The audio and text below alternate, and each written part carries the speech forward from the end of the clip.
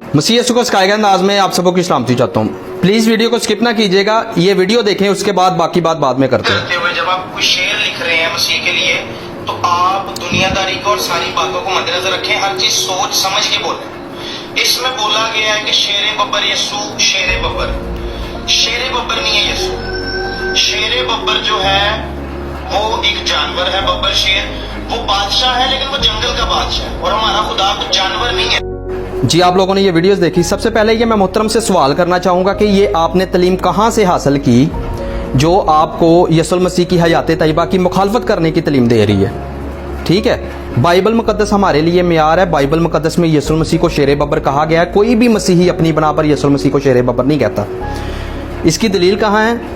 मकाशवा 5 बाब और 5 आयत में यूं मरकूम है, तब उन बुजुर्गों में से एक ने मुझसे कहा कि मत रो, देख यहूदा के कबीले का वो बब्बर जो दाऊद की असल है, वो इस किताब की 7 मोहरों को खोलने के लिए गालब आया है।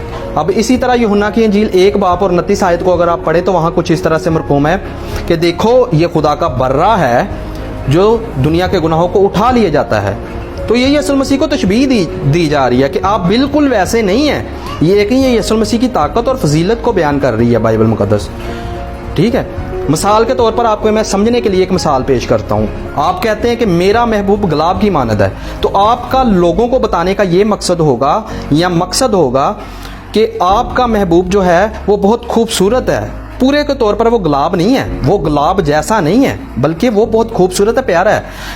तो जहाँ पर भी यीशु मसीह को शेर बब्बर या खुदा का बर्रा कहा गया है, ठीक है, तो ये यीशु मसीह की पावर, यीशु मसीह की अजमत और यीशु मसीह की शान अक़दस को बयान किया जा रहा है कि आप जैसा बाइबल में और कोई नहीं था जो ये 7 मोहरों को खोले, या आप जैसा और कोई बर्रा नहीं था ये जो दुनिया के गुनाहों को उठा ले जाए। सिर्फ यीशु मसीह की हयात तैयबा थी, ये यीशु मसीह की शख्सियत थी जो ये काम करने पर अफजल थी और जो ये कर सकती थी।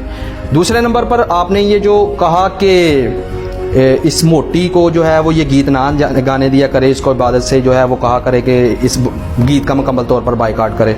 आप कौन होते हैं जो कलाम मुकद्दस की गलत तशरीह करके लोगों के जहनों में जो है वो ऐसी बेचैनी और ऐसे जो है वो ख्यालात पैदा करें? सबसे पहले ये है कि बात करने की तमीज़ सीखें। आप किसी को अगर मुखातब कर रहे हैं तो अच्छे लिहाज के साथ करें, ताकि लोगों को पता चले कि यार ये जो बात कर रहा है ये बिल्कुल सही है या गलत है। ठीक है, दूसरे नंबर पर जो इस गीत की शायरी करने वाला है ना, उसका जो पूरा मुतालिया है वो बाइबल से था, ना कि उसने आपकी तरह सिगरेट पी है, नशा किया है, चरस पी है। ठीक है, ना ही लोगों को गालियां या धमकियां दी हुई हैं। उन्होंने बाइबल मुकद्दस को पढ़ा, कई रात